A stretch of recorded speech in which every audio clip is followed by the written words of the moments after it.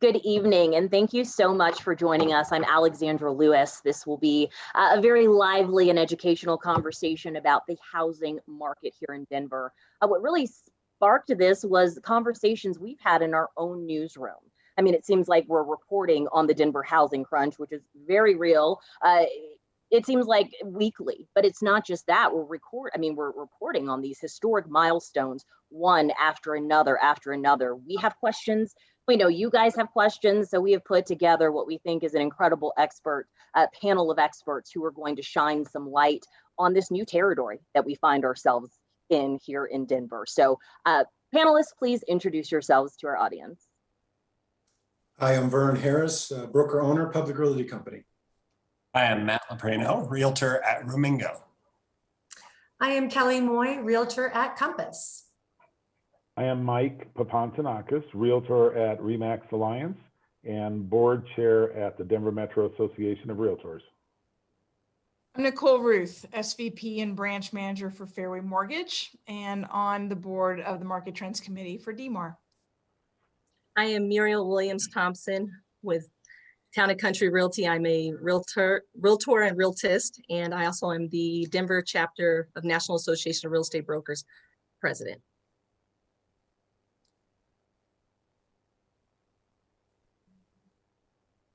Muted. Okay. Thank you guys so much for being here. So let's just dive right in. Question number one, home prices soared, as I'm sure you know, in this March. In a single month, they soared more than they typically soar an entire year, with median single family home prices reaching $560,000 for the first time ever. So first question for our panel is, like, how do we get here? Supply and demand. It's really that simple.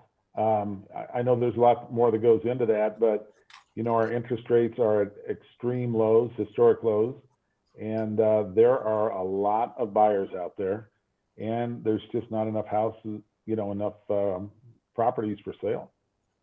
That's right. Yeah, and to elaborate on that, I think that's exactly right. A lot of the demand comes from COVID and the incredible migration that we've had here in Colorado from other places where people can work remotely and they're choosing the lifestyle in Colorado to live, bringing a lot more people in than people are leaving. And so the supply and demand balance is completely way out of whack. That's absolutely right. The metro area price increase, the median price increase just this last year was about 16%. The previous year from 19 to 20 was 8%. So it's not just that prices are increasing, it's that they're increasing faster as that supply that Mike mentioned is continuing to suffer. And it's interesting when you look at these statistics. I mean, this isn't just Denver Metro. I mean, it is record low numbers of available homes in all of the 11 counties. And I think, Kelly, you touched on this a little bit. Does COVID have something to do with that as well? People are you finding to move further out? Yeah, I think, well, people are willing to move farther out because that tends to be where it's more affordable. I think we have an extreme situation relating to affordability. As prices go up so quickly, wages do not follow those prices. And so what we're finding is that people cannot afford to live on the basic Front Range anymore. And so they're willing to drive to find a place that is actually affordable for them. I think there's an old saying that says that you drive until you qualify. And if you got to keep going out further and further before you can qualify, unfortunately, that's what people have to do sometimes. I had an experience today. I had a client say, "Hi, I'd like to look at this property today," and I had to Google the town. I've been in this business for 26 years. I'd never heard of the town. Turns out it's south and east of Strasburg. Hadn't heard of it, but now I have. It's pretty out there. You'll like it. Yeah, it was. Yeah. I love it. Let's get to our first viewer question. Brandy Hopek from Berthoud asks, is this a bubble that will burst? I don't think so. And I think Nicole can talk to this. She's our resident expert on stats, but you know, the stars are not aligned for us to have a bubble at this point in time. We actually have a very strong economy right now. And it doesn't appear to be changing anytime soon, especially in Colorado. partly because of the fact that we are in Colorado and people want to live here. But it looks to be, from hearing from all the economists, that we may see a slowdown if we end up getting some of this supply and demand in order, but it doesn't look like a bubble like we had in 2008. Nicole? I pulled some stats before this conversation because I was so intrigued. I was looking at households. We have about 180,000 more households than we did 10 years ago. And yet we have 16,000 less active homes for sale. And when you think about the population gain, Colorado, the migration study just came out showing Colorado ranked #1 for millennials moving in, and Denver ranked #2 for millennials moving. I had that backwards. Colorado ranked #2 in the state. Denver ranked #1. And when you think about this net migration pool of people coming into Colorado, into Denver to experience what you guys are talking about, all the greatness that Denver has, and looking for a home, and there's money moving in. I know you guys are saying that it's unaffordable, but it's all about perspective. It might be unaffordable to somebody who's lived in Colorado for years, but it's vastly more affordable than somebody who's moving in from California or moving in from the East Coast, like Boston or Chicago. So it's all relative. So those folks are coming in and they're happy to spend that money because they just sold and net profit quite a bundle selling in California and coming here. So when you look at that and you look at interest rates 10 years ago was 4.86. We landed the end of this past year at 2.67. So you can buy more. Our wages are going up every year. So you can afford that extra home that you've been eyeing. And the home has become so much more important. As Kelly mentioned, with COVID, we were trapped in our homes, and all of a sudden, everything about that home has become more important. The kitchen that we spend our time in, the living room that we teach our kids in, the backyard that we entertain in is all so much more important than it was 18 months ago. I'm sorry, go ahead, Muriel. Oh, sorry, Vern. I just wanted to jump in as far as to characterize the bubble. No, I don't think that it's going to be a bubble that's going to burst. I'll go back to even 2018 when we were actually in one of our monthly meetings for Denver NARAB, and I made the announcement in 2018 that we had a little over 9,700 properties available on the MetroList system. And we were actually taking a look at that, and we said that is not enough inventory. Well, fast forward to 2021, now we're taking a look at it, and we have a little bit under 2,000 properties available across the MetroList system. So if that gives you any type of inkling as to what there is for the future, what the future holds, we didn't have enough inventory with over 9,700 properties, and we definitely don't have enough with under 2,000. And we have more buyers in the marketplace with lower interest rates, lowest interest rates of my entire lifetime, and probably many of us all together here. Ariel, I'd love to add to that if I may. I pulled the statistics to find out how many properties have actually sold recently. March of this year, in the metro area between single family homes and condos, there were 6,287 sales in the month of March. By comparison, March of 2020, it was 5,573. Going back all the way to 2014, it was 4,096.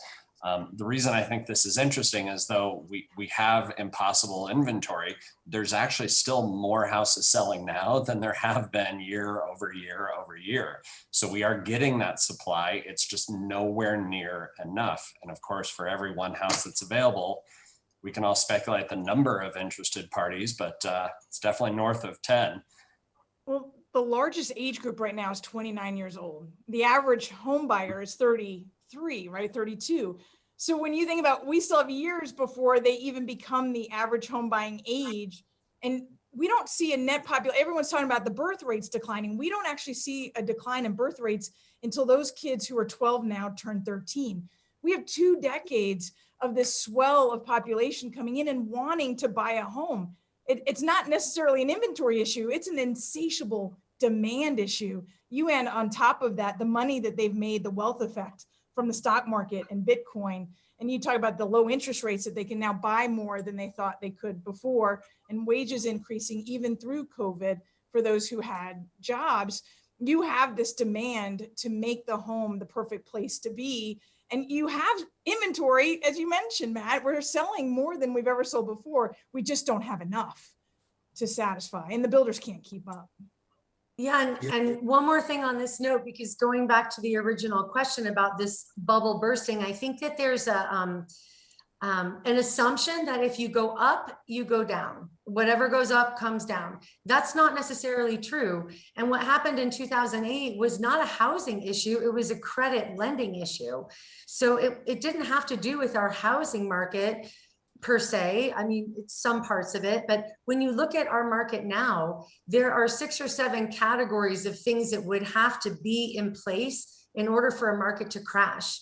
And we don't have any of those categories except maybe affordability. But as Nicole mentioned, it all depends on your perspective and where you're coming from. But none of those other categories like job rates and our local economy and the strength of our economy, none of those things relate at all today as to where they were in 2008. So the feeling that because it went up, it must come down is not necessarily the case. I would like to add one thing before, I mean, I think everybody's correct. Don't get me wrong. However, I've been in this game for a long time, and I got in '84, so I've seen the ups and I've seen the downs. And typically this stuff runs usually in about 7 to 10 year cycles. I was just speaking with someone today, how this is definitely a different cycle than it has been in the past. And all of you guys have hit it right on the nose. Interest rates being so low is a key factor. I mean, when I started the business, interest rates were at 15%, and people payment shop. People don't care less how much that house costs. You just give them the payment that they like, and they're all in. Okay, so that is the interest rate going up is one that could affect it. The other thing that we really all don't know for sure what's going to happen is how much has been affected with COVID and these people getting behind in their payments. Because I guarantee you, there's a large number of people out there that are working things out right now. The moratorium on foreclosures, it has to end at some point in time. Now, in my opinion, the government can make that pretty easy on us if they just tell everybody, just add it on the back end. But if they somehow or other get frisky and all of a sudden they pop up and they want their money, I mean, again, we've been living on it great because there's so much equity in our houses. All we have to do is refinance and we can get the money. But you guys know as well as I know, it's not easy to refinance when you don't have a job. So, that's just something to be, but I do agree with everybody else. I don't really think it's a true bubble, but it can't continue to go up. Nothing can. I mean, so eventually it is going to come down. And I mean, the other important thing is how much it's going to come down. So that's my opinion. So, Vern, on the issue of the possible foreclosures, a lot of those people that can't make their payments, and if they cannot put it on the back end of their mortgage, they still have so much equity that's built up in the last 6 months. Don't you think they'll be able to sell and will still not have a lot of foreclosures? Or what are your thoughts on that? Well, you might not have a lot of foreclosures, but if all those people have to turn around and try to sell them, now we have more houses on the market.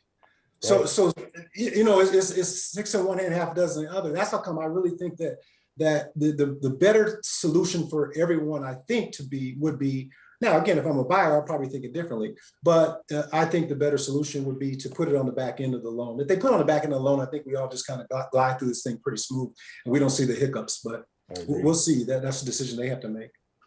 Less than 4% of Coloradoans are in forbearance right now. The numbers are really small. I mean, as a nationwide, 37% of our homes are owned free and clear. So when you have that kind of massive amount of equity, when you have the kind of equity between people who own it 100% outright and those who are gaining equity hand over fist every single year, we're put in a position where they don't have a lot to lose in a situation where they have to sell, right? So they're not going to be upside down. I think it's 2.5% of Coloradoans have less than 10% equity right now.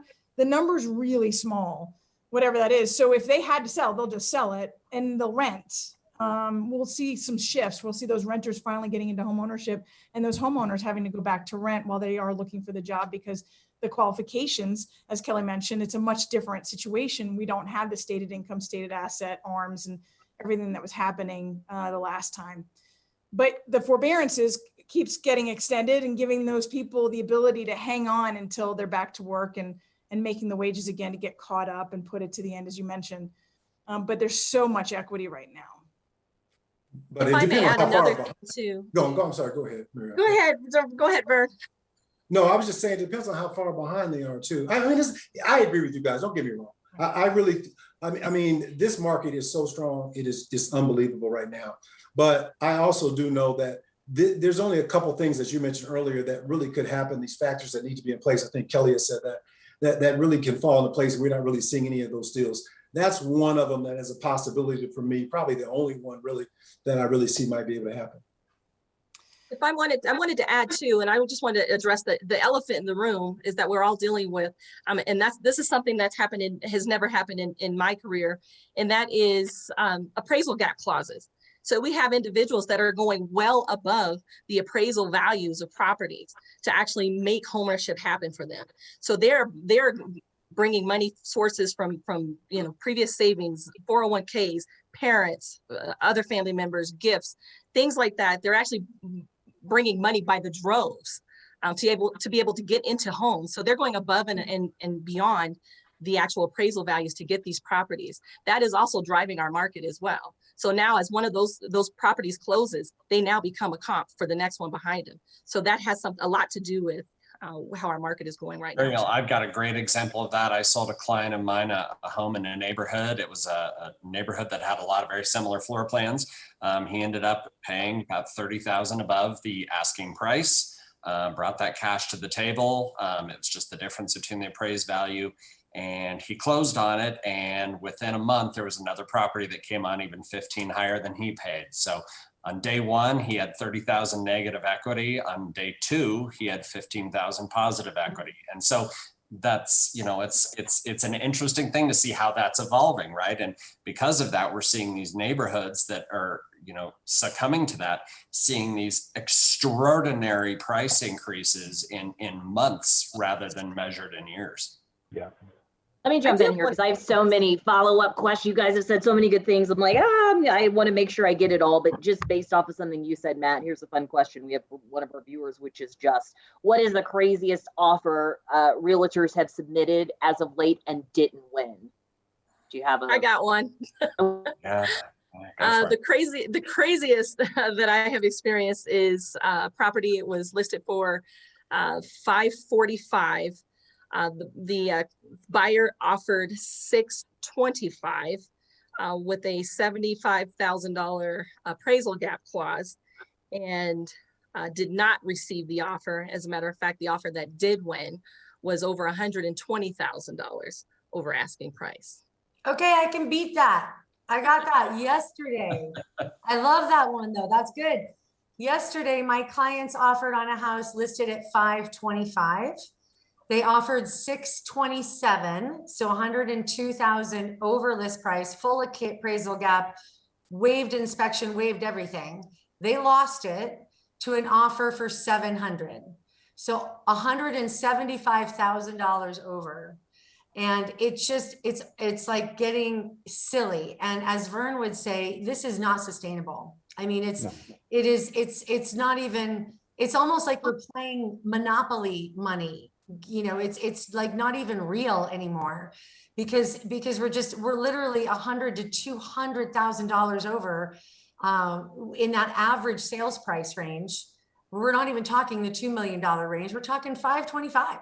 But Kelly, correct me if I'm wrong, that was our risk. That was what we would always warn our clients. Don't pay more than the appraisal. Why on earth would you pay $1 more than a home is worth? Because how are you going to get our argument is now beginning to dissipate a little bit. The risk, there's always risk in doing something like that, but you become your newest comp, like we've used in this scenario that we've chatted. And although you have that risk, you no longer have that risk for a long time. That's right. And the next change could be around the corner. I think we're discussing, we don't see a bubble coming, but the worlds can change overnight. I think we all know that with the last year and a half of our lives. And so it's still risky, but it's risky in a different way than it used to be.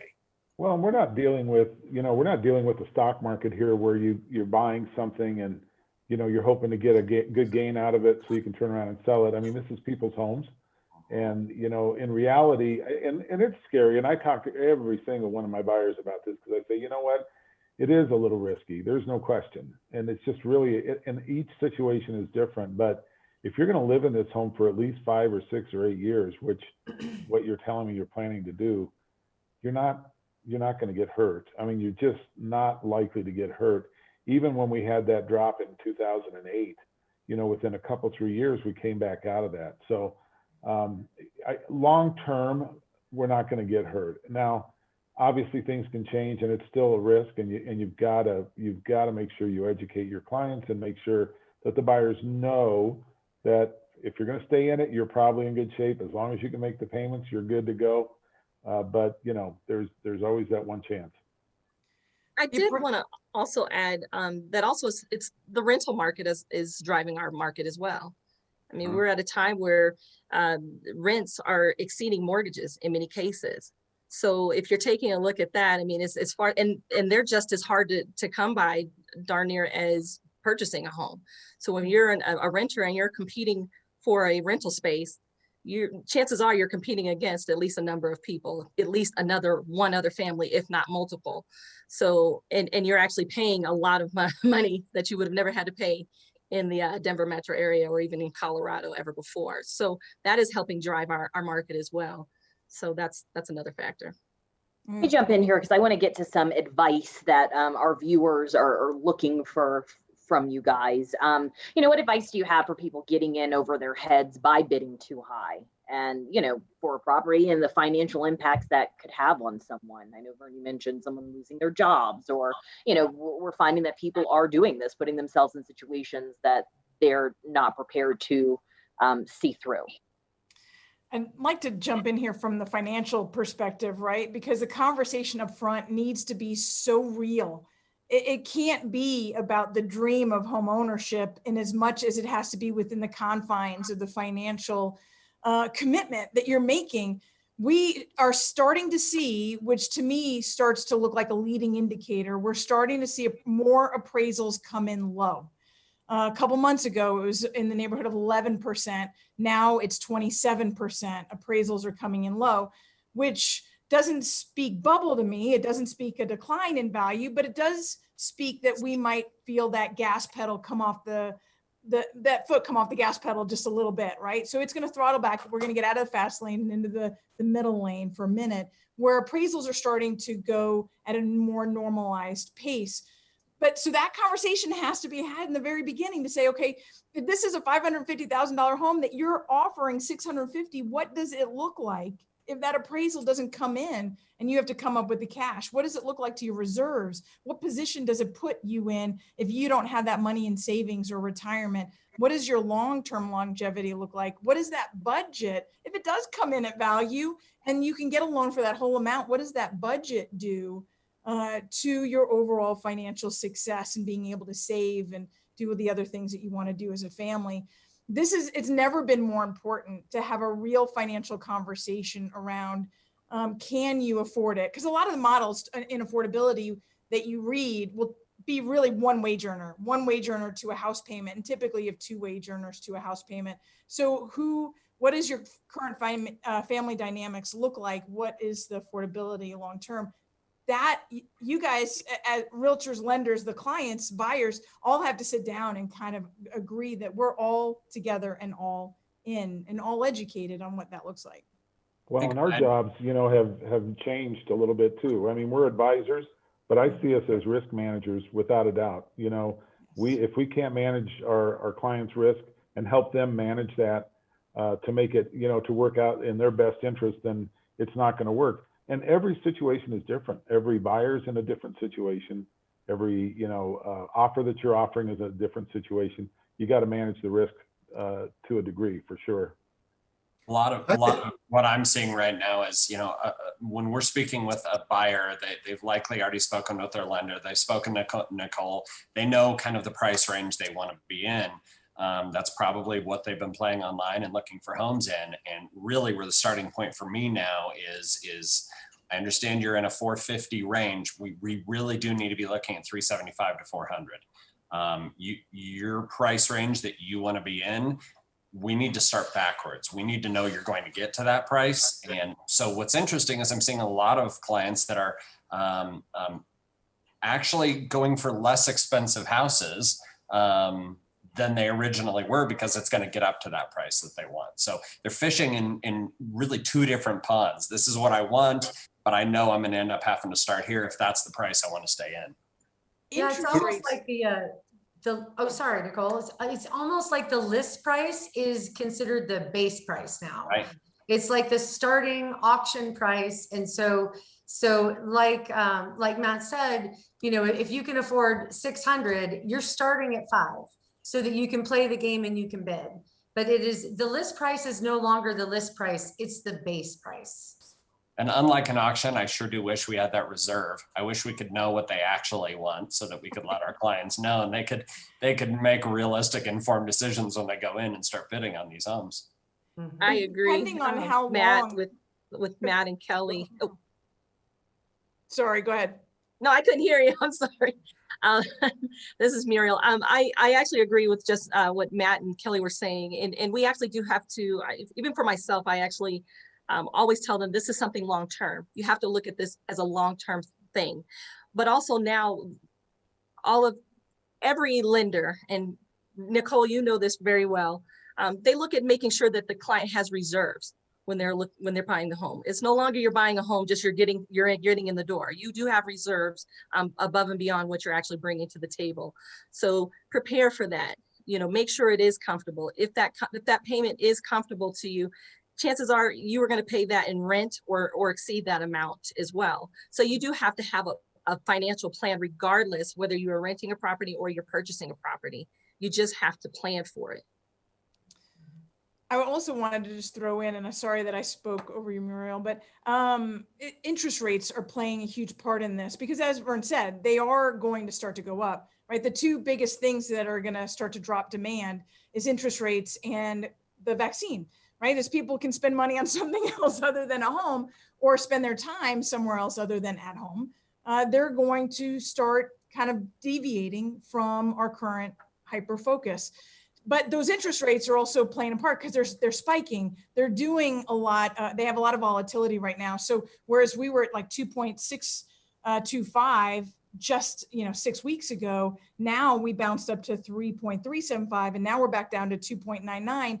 And as those change, it's changing what they can afford and what that means to their budget. That realtor partner client relationship has to not only exist, it has to be ongoing.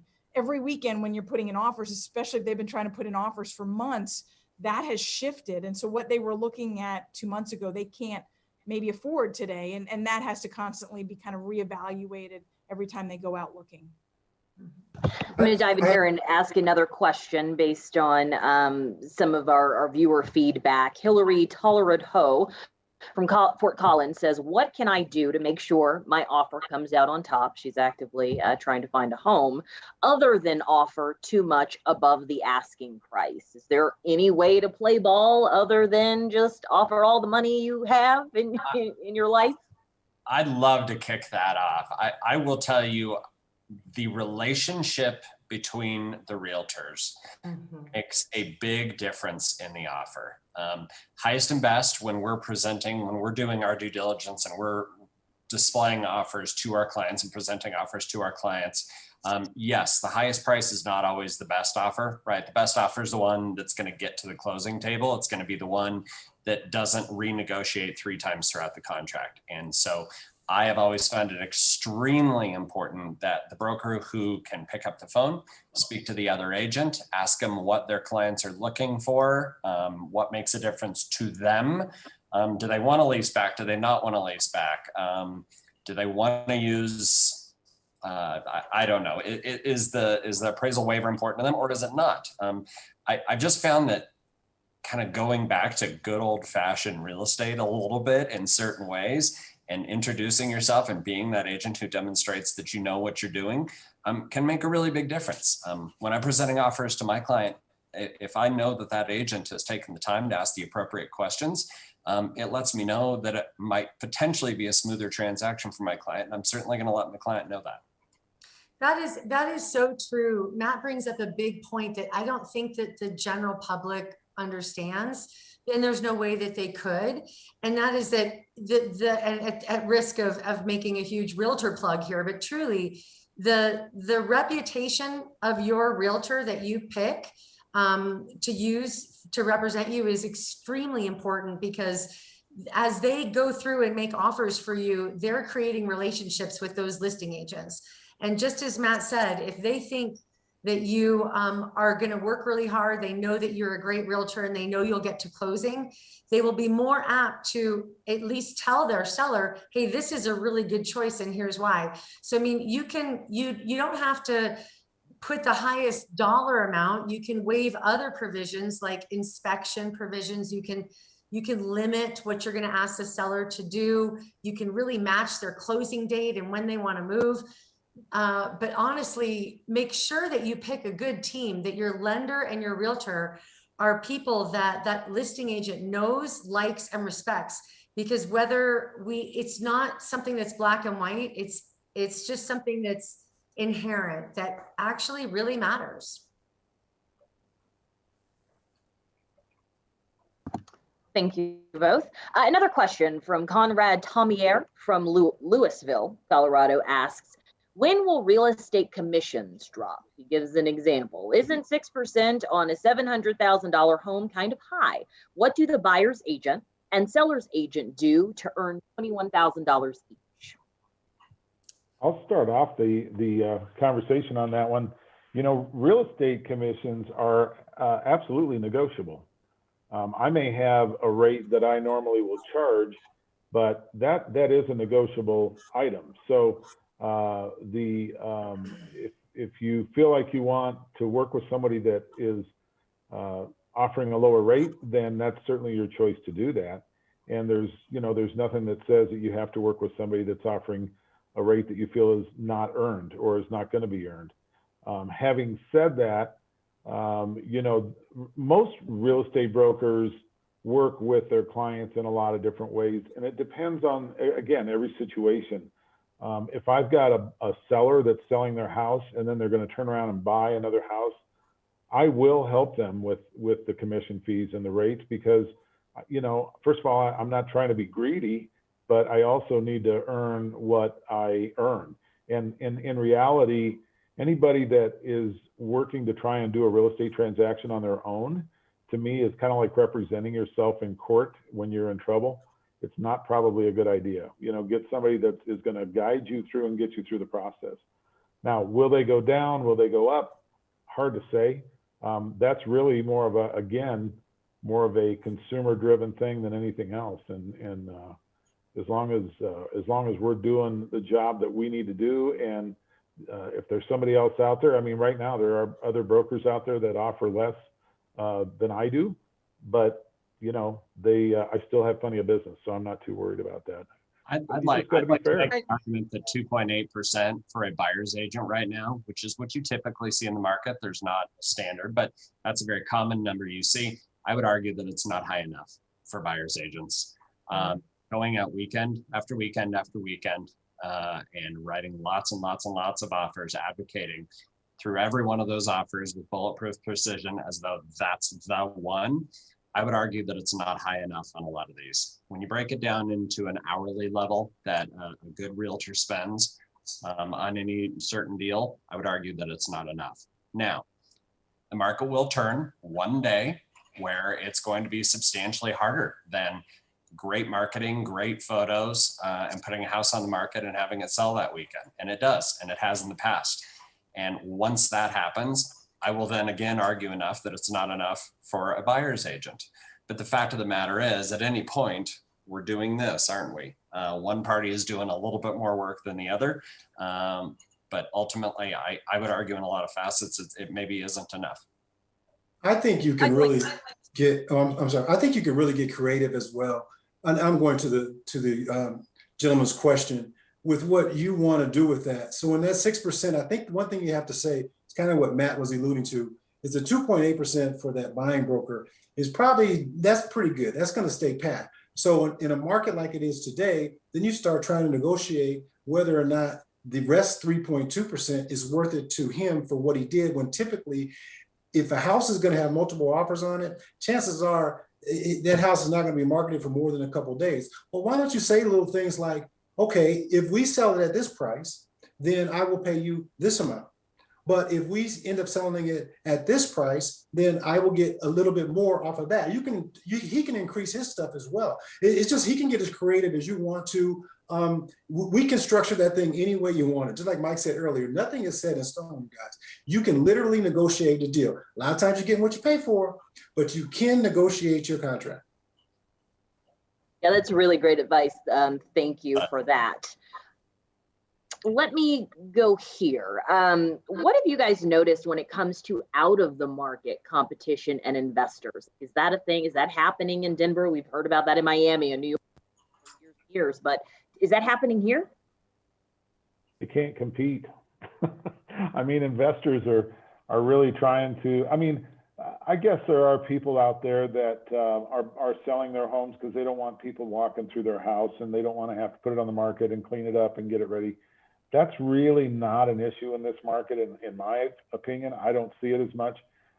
We have the internet investors that, you know, they'll give you a price. And quite honestly, when you compare some of those with what your net proceeds are going to be, and you compare it to what it might be if you just put it on the market and let the consumers bid up the price, you're not even close. So right now, that's really not much of an issue. So most people are wanting to put it out there to the public because they're going to net more by far, by a substantial amount, than they are going through an investment, internet investment buyer. Well, and they're buying that house and then they're reselling it, aren't they? Sorry, Kelly, they're reselling it as well. So there has to be a profit margin in it for that person. And I think that's why we're not seeing as much as we have in the past. I agree. In this kind of Boulder Broomfield market, we are not seeing that kind of investor strategy. I've had a couple listings where we've had a few of those people bid, and their bids are way low compared to what other people are offering, and they never win it. Also, I want to jump in and say that a lot of the homeowners are just not favorable when it comes to that. They know that an investor is actually offering them the offer so that they can make more money. And so now homeowners have actually they wised up to say, I want to go ahead and make that myself. And I want a family that's going to live in this home, that's going to enjoy it and love it. Makes sense. Okay, just a couple more questions. We're coming to the end of this. There is a new report that I read that contends home prices in the Denver metro area are among the most overvalued in the country compared to everyone else in the country. Do you guys agree with that? It's hard to say it's overvalued when you have that much competition on any property. You're a well-priced home is going to have 10 offers plus. So it's hard to say that it's overvalued if that many people are willing to pay that. I mean, the definition of what something's value is what a buyer is willing to pay for it. Absolutely. And so if we are living in such a great place where people are wanting to live here and they're choosing to buy properties here, and like Matt said, there are plenty of people vying for those same properties, then it's not actually overvalued by definition of what value is. Hear, hear. Well said. Okay, we'll move right along.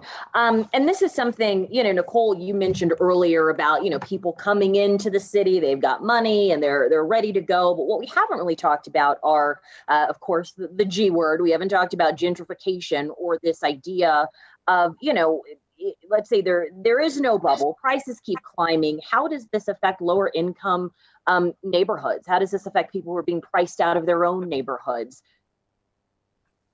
Are you ever going to be able to get into this housing market from here on out? I'd like to jump in there.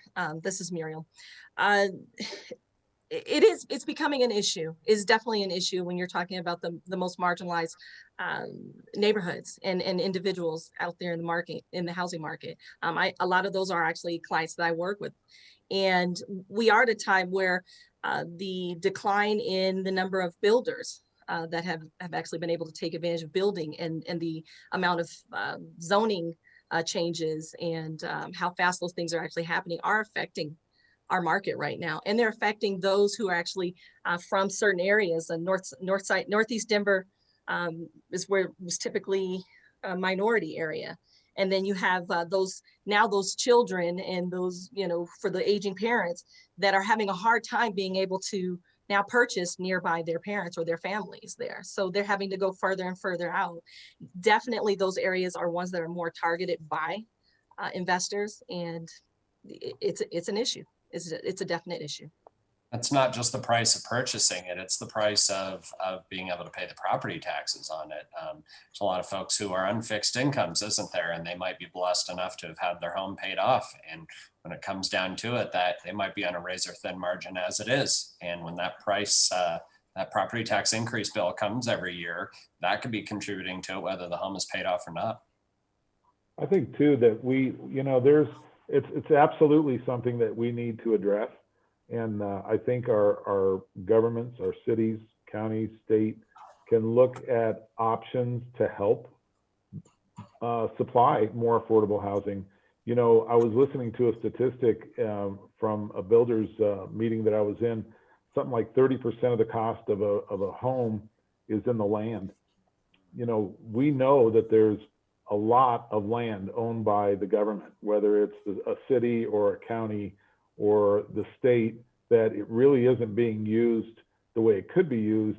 And if that land, if there was no land cost and we could build, whether it's condominiums or small single family homes or whatever on that land to help that, you know, affordable housing type rules and so on for those buyers, I think that would help offset some of this, because it is an issue. There's no question it's an issue. I would love to see that tax credit that is getting passed go towards builders, giving them the ability to build less expensive homes. I mean, with steel and lumber and skilled labor all going up. And I personally, and I hate to disagree with you, Mike, because I love you so much, but I don't agree with affordable housing, because I think it traps people in an asset class that doesn't appreciate, because it's locked down, and it doesn't give those people who need the ability to build wealth so real. They might be first generational home buyers, and they're buying into something that's locked down and is not going to allow them to increase in value the way the rest of the homeowners are experiencing. And so to keep them imprisoned in that value that it was set whenever it was purchased, I don't think is a fair opportunity for that person who might be the first person in their family to ever buy a home. And is the very vehicle that helps them build wealth, because those aren't, and I'm not gonna design the next Facebook or rocket to the moon or whatever the thing is that's gonna make me a millionaire. I'm not gonna do it, but I can buy a house, and I can buy the next one, and I can buy the next one. And you know that, Mike, because I know you're an investor too. And if you can't use that equity to help you leverage to buy the next one, it doesn't actually benefit you as well. I stand corrected. With that, but with that being said, and I agree. I mean, very well, Nicole. However, I do think you can tweak it. We could tweak the affordable laws so much so that we can have it where that person can use that to sell it in certain situations and build wealth. Because it's not so much it's locked down for a certain year amount. I mean, so right now, you know, I'm trying to remember, I had a good friend of mine, school teacher, you know, really a great little family, and they were in a place that they bought on the affordable housing program, and therefore they wanted to move on, and they were stuck in this house because they couldn't sell it. No, they could sell it, but they couldn't sell it for what it was really worth, which in nowadays, I mean, literally they had $150,000, $200,000 worth of equity, that if they sell that property, there's no way in the world they can make that money back. So they're basically forced to do it, but they were in a situation where they were able to do was they were able to go out and buy another house and still hold on to this house. And so now they can wait until the time period runs out. And luckily the time period was like within a couple years. And then they're able to sell that house after that goes off of it and go, well, if you move that time period up a little bit, then as opposed to make them stay in there as long as the period is now and give them a little shorter window where they have to stay in there and still make sure they can meet all the other stuff. So you have your teachers, your firefighters, your policemen, all your people in those communities that can still turn around and put that in place. Then I think there's ways we can do it, but we can't do it under the current laws that it sits in right now that we're setting. And I think that's what you were really saying, Nicole. And I do agree with that. But I think if we tweak those laws, that might be something. I'm always that kind of guy that's looking for that something else. You know, I want to tweak something to make it so that it fits everybody. And, you know, that's why I'm sitting over here doing nothing. I would love to see that. Vern. I would love to see it. I want to say I definitely agree with Nicole, what you said. It does a lot of the things, the elements that you have in the affordable housing program is what you're referring to, actually does keep people in a cycle of poverty. I agree with you, Vern, because you actually are reiterating there.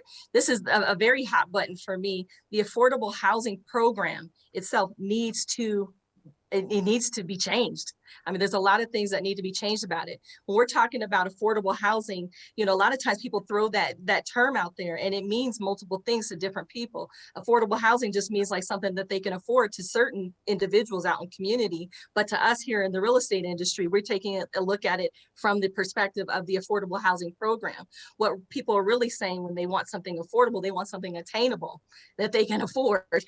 And that's the difference that we're talking about. So I agree with you wholeheartedly, both Vern and Nicole. We do need to come up with better solutions for the affordable housing program, so we're not keeping people in a cycle of poverty. Those deed restrictions that are actually on those homes that are actually exceeding right now, the family's actually paying off those mortgages. If they kept that mortgage, that 30-year mortgage for the duration, a lot of them are still not able to enjoy the benefits of paying off that home and being a homeowner beyond that 30 years. That's a problem. That's a big problem. So instead of giving $25,000 to first-time home buyers, which we have plenty of, I mean, take that money and pile it into first-time home buyer builders, right? I mean, can we give them enough money so that they can create communities where maybe it's on shared land, or maybe I'm hearing more about container home communities, and anything, thinking outside the box. If we can have builders thinking outside the box where we can create something that will continue to increase in value, yet still be attainable. To use your word, that's a win, right? Okay, guys, we are coming to the end. I only have one final question, and I want to hear from each of you, if we can, which is, I mean, simple enough. What does the future of the Denver housing market look like? I mean, if you can look into your realtor crystal ball and give me an idea of what this looks like at, 5, 10, 15, 20 years down the road, and just kind of use this question as like your final thoughts on this topic. I'd like to start. The Please. future of the real estate market in Denver is strong. The future of real estate market in any area is strong. I think we get into a little bit of a pre-2008, 2007 mindset sometimes when we think that it's always going to appreciate a month over month or a year over year. I think it's been mentioned several times in this chat. As long as you're buying something and you know that you're going to hold on to it for a couple of years, it's going to appreciate. And I was having a conversation with somebody about this today. They're saying, well, I can't buy anything. It's not affordable to buy. And I said, gosh, but think about when we're saying, hey, that house is only $700,000. What a bargain. A couple of years from now, because that will happen. And so it's tough, I know, but I think it's strong, and I think it's going to stay strong regardless of what happens in the short term. It's a pretty darn desirable place to live. Yeah, I agree. I think it's going to stay strong. I think it's going to level off. I don't think we're going to see, the double-digit increases beyond the next year or two. That's hard to tell how long that's going to go, but I don't think that's going to be forever. But I think that for sure, I agree with Matt that the future is bright for home ownership and for the real estate market and for people that want to buy homes. It is bright. Are they always going to, Matt's right. You're going to look back at this one day and say, man, can you believe that? We felt like we really overpaid for that house, and look what it's worth today. It happens. It happens to every one of us that buy a home. So I think it's bright, and I still think it's one of the best paths to building wealth in your life that you can do, that the majority of the public can do. I think that I think they're both absolutely right. I agree. I think our market's going to remain strong for the next several years. I do think that this frenzied pace is not sustainable, and that will probably plateau off in a way. But I think that if anyone's considering whether now is a good time to get in, any time's a good time to get in. It's get in the market and start to work it and enjoy your home. And it's your home. It's a very personal, big deal. And so if it's getting in now and holding on to it for a while, so be it. But I think the market's going to be strong for several years. I don't think we're going to see it go down. I think we're going to see it slow, because we're running a sprint right now, and you can't run a sprint forever. So eventually we'll go to a jog, but it's strong. Our Colorado market is strong. Our economy is strong. Our real estate will stay strong. I guess I'm next here. I agree. With everyone, I think it's going to continue to be pretty strong. It's almost like, can you afford not to get in the game? I mean, if you're out there on the fence and you can afford it, then can you, I mean, because you were probably that same person last year that was saying the same thing when you could have had that house for $100,000 less than what it is now. So who's to say next year it won't be another 100? I don't know. I mean, none of us know. If we knew, we would all be, we probably wouldn't be on the Zoom call with Alex. We'd be out there, somewhere in the water, sailing on some boats and stuff like that. We don't really know, but we also have enough knowledge to kind of understand and kind of get a forecast of what we're seeing and what we've been seeing. So I would just say that's what I would probably say. The more you sit back on the sidelines, not being in the game could end up hurting you even more. So I'm kind of that way. I couldn't agree more. I think the best time to buy real estate would have been like 2012. And the second best time is today, right? It's today. It's every day that you wait, every year that you wait, you're kicking yourself because that house is so much more. And especially when you're talking about these record low interest rates. I mean, we're expecting the interest rates to climb into 4% over the next year and 5% in 2024. Now, of course, expectations change and that might not be realized. But if it is realized, then that same home will probably cost you $100,000 or $150,000 more. And you'll probably be paying for it at an interest rate of 5%. So today really is the time to get in. And if you're in it for the long haul, real estate is a long game. And if you're in it for the long haul, it will continue to appreciate. We all know that the appreciation levels, they rise and they wane, like stock markets. It comes and it goes. But over long hauls, it always goes up 100% of the time. It always goes up. So getting into the game and taking advantage of that opportunity to set yourself up and your family for financial success is where real estate gives you. Because I'll leave it with this. My father-in-law, when he retired, the stock market was not doing well. And so he was looking at his 401k and having to decide how much can I live on every single year based on the current value and the direction that the stock market is going. When you own real estate and you know that it's continuing to appreciate, or if you own rentals, like I know Mike and I do, and I don't know what everybody else does, but you have that rental income coming on a consistent basis. Real estate just gives a diversity and it gives a stability that no other asset class does. Well, I want to echo pretty much everything all of my esteemed colleagues have said. I do agree with everything there. I would say, just like Vern Harris actually just said, you can't afford not to get into the game. Real estate is the best way to build wealth, and it's the best way to build generational wealth. And you cannot afford not to do that and not help your next generation. So I would say it's always, always, always right now, especially, it's a good time to get into real estate. I cannot thank you all enough. Just for your candid answers, your camaraderie on this topic. Like Kelly just said, home ownership is a big deal. And I think this conversation is going to mean so much to our viewers who have questions. And I think you answered a lot of them. So thank you for taking the time. We appreciate it.